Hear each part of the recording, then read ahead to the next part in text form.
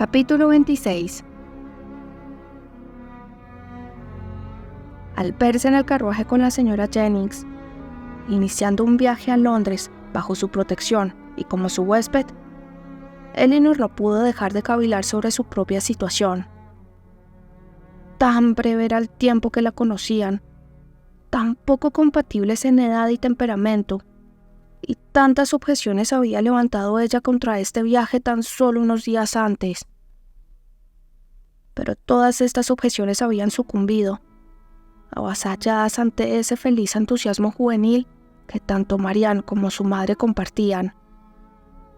Y Elinor, a pesar de sus ocasionales dudas sobre la constancia de Willoughby, no podía contemplar el arrobamiento de la maravillosa espera a que estaba entregada a Marianne, desbordándole en el alma e iluminándole los ojos, sin sentir cuán vacías eran sus propias perspectivas, cuán falto de alegría su propio estado de ánimo comparado con el de ella, y cuán gustosamente viviría igual ansiedad que Marianne si con ello pudiese tener igual vivificante objetivo, igual posibilidad de esperanza. Pero ahora faltaba poco, muy poco tiempo, para saber cuáles eran las intenciones de Willoughby. Con toda seguridad, ya se encontraba en la ciudad. La ansiedad por partir que mostraba Marianne era clara señal de su confianza en encontrarlo allí. Y Elinor estaba decidida no solo a averiguar todo lo que pudiera sobre el carácter del joven, ya fuera a través de sus propias observaciones o de lo que otros pudieran informarle, sino también a vigilar su conducta hacia su hermana, con atención tan celosa que le permitieran estar segura de lo que él era y de sus propósitos antes de que se hubieran reunido muchas veces. Si el resultado de sus observaciones fuera desfavorable, estaba decidida a abrirle los ojos a su hermana del modo que fuese. Si no era así, la tarea que tendría por delante sería diferente. Debería aprender a evitar las comparaciones egoístas y desterrar de ella todo pesar que pudiera menguar su satisfacción por la felicidad de Marianne. El viaje duró 3 días, y el comportamiento de Marianne durante todo el recorrido constituyó una buena muestra de lo que podría esperarse en el futuro de su deferencia y afabilidad hacia la señora Jennings. Guardó silencio durante casi todo el camino, envuelta en sus propias cavilaciones y no hablando casi nunca por propia voluntad, excepto cuando algún objeto de belleza pintoresca aparecía ante su vista, arrancándole alguna expresión de gozo, que dirigía exclusivamente a su hermana. Para compensar esta conducta, sin embargo, Elinor asumió de inmediato el deber de cortesía que se había impuesto como tarea. Fue extremadamente atenta con la señora Jennings. Conversó con ella, se rió con ella y la escuchó siempre que le era posible. Y la señora Jennings, por su parte, las trató a ambas con toda la bondad imaginable. Se preocupó en todo momento de que estuvieran cómodas y entretenidas, y solo la disgustó no lograr que eligieran su propia cena en la posada, y poder obligarlas a confesar si preferían el salmón o el bacalao, el pollo cocido o las chuletas de ternera. Llegaron a la ciudad alrededor de las 3 de la tarde del tercer día, felices de librarse, tras un viaje tan prolongado, del encierro del carruaje, y listas a disfrutar del lujo de un buen fuego. La casa era hermosa y estaba hermosamente equipada, y de inmediato pusieron a disposición de las jóvenes una habitación muy confortable. Había pertenecido a Charlotte, y sobre la repisa de la chimenea aún colgaba un paisaje hecho por ella con sedas de colores, prueba de haber pasado 7 años en un gran colegio de la ciudad, con algunos resultados. Como la cena no iba a estar lista antes de 2 horas después de su llegada, Elinor quiso ocupar este lapso en escribirle a su madre, y se sentó dispuesta a ello. Pero minutos después, Marianne hizo lo mismo. «Yo estoy escribiendo a casa, Marianne», le dijo Elinor. «¿No sería mejor que dejaras tu carta para 1 o 2 días más?» No le voy a escribir a mi madre, replicó Mariana apresuradamente y como queriendo evitar más preguntas. Elinor no le dijo nada más. Enseguida se le ocurrió que debía estarle escribiendo a Willoughby y de inmediato concluyó que sin importar el misterio en que pudieran querer envolver sus relaciones, debían estar comprometidos. Esta convicción, aunque no por completo satisfactoria, la complació y continuó su carta con la mayor presteza. Marianne terminó la suya en unos pocos minutos. En extensión no podía ser más que una nota. La dobló, la selló y escribió las señas con ansiosa rapidez. Elinor pensó que podía distinguir una gran W en la dirección y acababa de terminar cuando Marianne, tocando la campanilla, pidió al criado que la atendió que hiciera llegar esa carta al correo de 2 peniques. Con esto se dio por terminado el asunto. Marianne seguía de muy buen ánimo, pero aleteaba en ella una inquietud que impedía que su hermana se sintiera completamente satisfecha. Y esta inquietud aumentó con el correr de la tarde. Apenas pudo probar bocado durante la cena, y cuando después volvieron a la sala, parecía escuchar con enorme ansiedad el ruido de cada carruaje que pasaba. Fue una gran tranquilidad para Elinor que la señora Jennings, por estar ocupada en sus habitaciones, no pudiera ver lo que ocurría. Trajeron las cosas para el té. Ya Mariana había tenido más de una decepción ante los golpes en alguna puerta vecina, cuando de repente se escuchó uno muy fuerte que no podía confundirse con alguno en otra casa. Elinor se sintió segura de que anunciaba la llegada de Willoughby, y Marianne, levantándose de un salto, se dirigió hacia la puerta. Todo estaba en silencio. No duró más de algunos segundos. Ella abrió la puerta, avanzó unos pocos pasos hacia la escalera, y tras escuchar durante medio minuto, volvió a la habitación en ese estado de agitación que la certeza de haberlo oído naturalmente producía. En medio del éxtasis alcanzado por sus emociones en ese instante, no pudo evitar exclamar: «¡Oh, Elinor! Es Willoughby. Estoy segura de que es él». Parecía casi a punto de arrojarse en los brazos de él, cuando apareció el coronel Brandon. Fue un golpe demasiado grande para soportarlo con serenidad, y de inmediato Marianne abandonó la habitación. Elinor también estaba decepcionada, pero al mismo tiempo, su aprecio por el coronel Brandon le permitió darle la bienvenida, y le dolió de manera muy especial que un hombre que mostraba un interés tan grande en su hermana advirtiera que todo lo que ella experimentaba al verlo era pesar y desilusión. Enseguida observó que para él no había pasado inadvertido, que incluso había mirado a Marianne cuando abandonaba la habitación con tal asombro y preocupación que casi le habían hecho olvidar lo que la cortesía exigía hacia ella. ¿Está enferma su hermana?, le preguntó. Elinor respondió con algo de turbación que sí lo estaba, y luego se refirió a dolores de cabeza, desánimo y excesos de fatiga, y a todo lo que decentemente pudiera explicar el comportamiento de su hermana.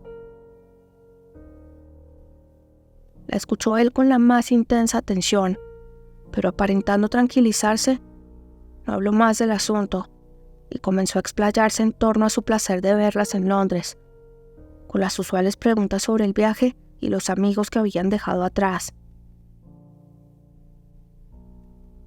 Así, de manera sosegada, sin gran interés por ninguna de las partes, siguieron hablando, ambos desalentados y con la cabeza puesta en otras cosas. Elinor tenía grandes deseos de preguntar si Willoughby se encontraba en la ciudad, pero temía apenarlo con preguntas sobre su rival. Hasta que finalmente, por decir algo, le preguntó si había estado en Londres desde la última vez que se habían visto. «Sí», replicó él, ligeramente turbado.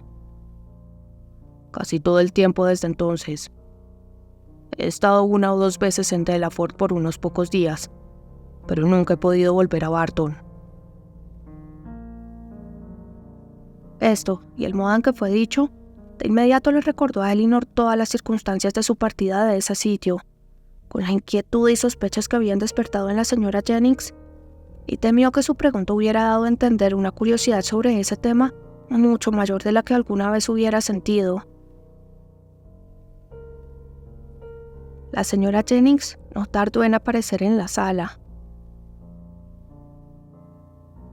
«¡Ay, coronel!», le dijo con su ruidosa alegría habitual. «Estoy terriblemente feliz de verlo. Discúlpeme si no vine antes. Le ruego me excuse, pero he tenido que revisar un poco por aquí y arreglar mis asuntos, porque hace mucho que no estaba en casa. Y usted sabe que siempre hay un mundo de pequeños detalles que atender cuando uno ha estado alejada por un tiempo. Y luego he tenido que ver las cosas de Cartwright. Cielos, he estado trabajando como una hormiga desde la hora de la cena. Pero cuénteme, coronel, ¿cómo fue adivinar que estaría en la ciudad hoy día?» «Tuve el placer de escucharlo en la casa del señor Palmer, donde he estado cenando». «Ajá, así fue. ¿Y cómo están todos ahí? ¿Cómo está Charlotte? Podría asegurarle que ya debe estar de un buen tamaño a estas alturas». «La señora Palmer se veía muy bien, y me encargó decirle que de todas maneras la verá mañana». «Claro, seguro, así lo pensé. Bien, coronel, he traído a 2 jóvenes conmigo, como puede ver. Quiero decir, puede ver solo a una de ellas, pero hay otra en alguna parte. Su amiga, la señorita Marianne, también, como me imagino que no lamentará saber.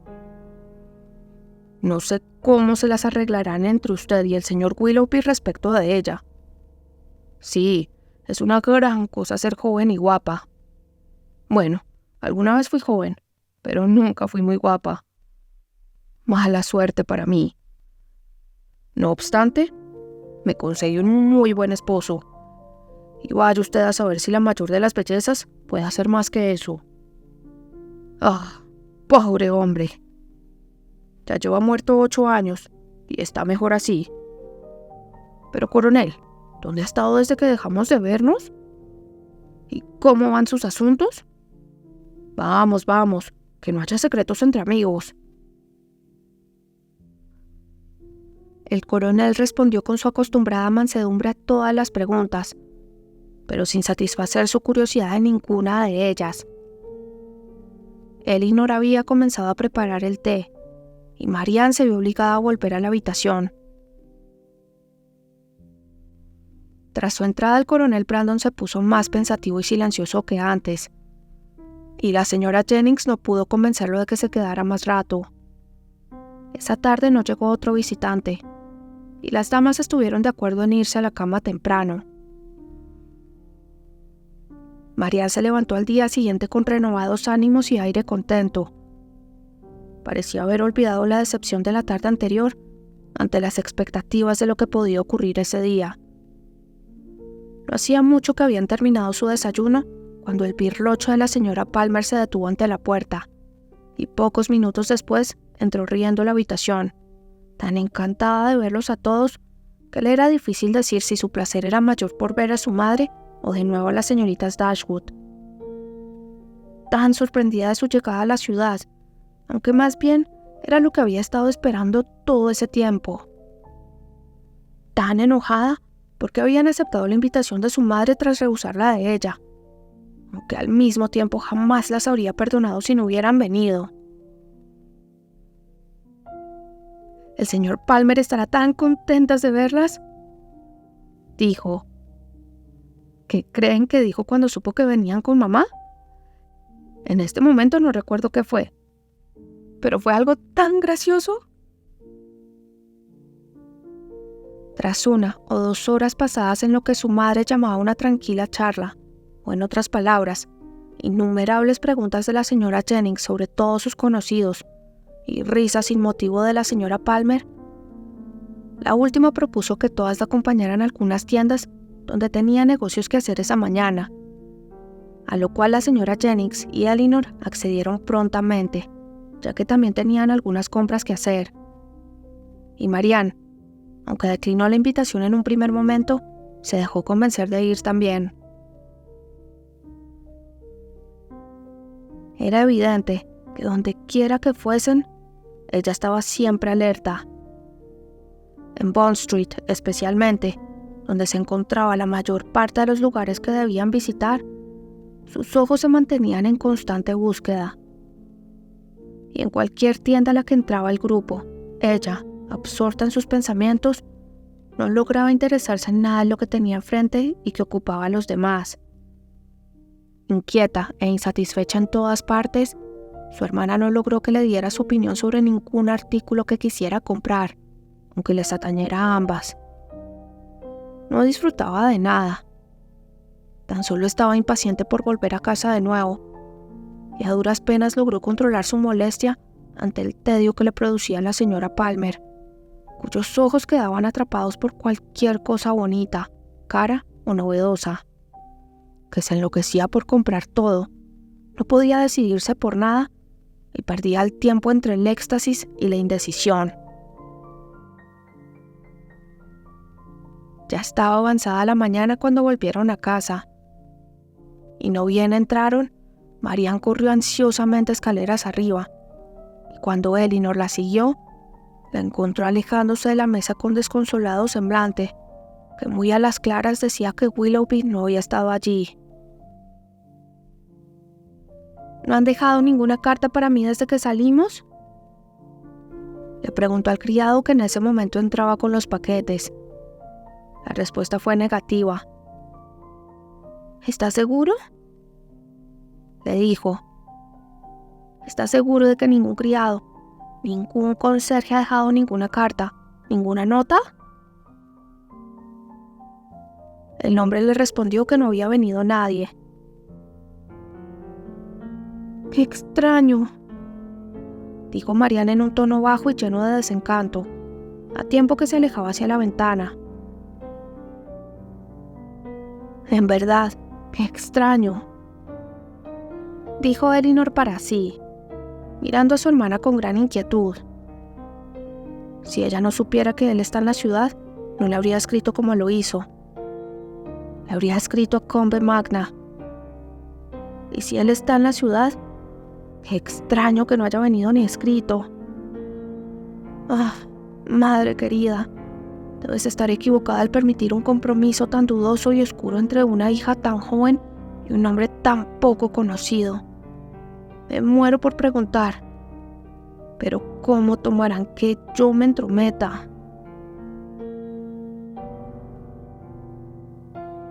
Decidió, tras algunas consideraciones, que si las apariencias se mantenían durante muchos días tan ingratas como lo eran en ese momento, le haría ver a su madre con la mayor fuerza posible la necesidad de investigar seriamente el asunto. La señora Palmer y dos damas mayores, conocidas íntimas de la señora Jennings, a quienes había encontrado e invitado en la mañana, cenaron con ellas. La primera las dejó poco después del té, para cumplir sus compromisos de la noche, y Elinor se vio obligada a completar una mesa de whist para las demás. Marianne no aportaba nada en estas ocasiones, pues nunca había aprendido ese juego, pero aunque así quedaron las horas de la tarde a su entera disposición, no le fueron de mayor provecho en cuanto a distracción de lo que fueron para Elinor, porque transcurrieron para ella cargadas de toda la ansiedad de la espera y el dolor de la decepción. A ratos intentaba leer durante algunos minutos, pero pronto arrojaba a un lado el libro y se entregaba nuevamente a la más interesante ocupación de recorrer la habitación de un lado a otro, una y otra vez, deteniéndose un momento cada vez que llegaba a la ventana, con la esperanza de escuchar el tan ansiado toque en la puerta.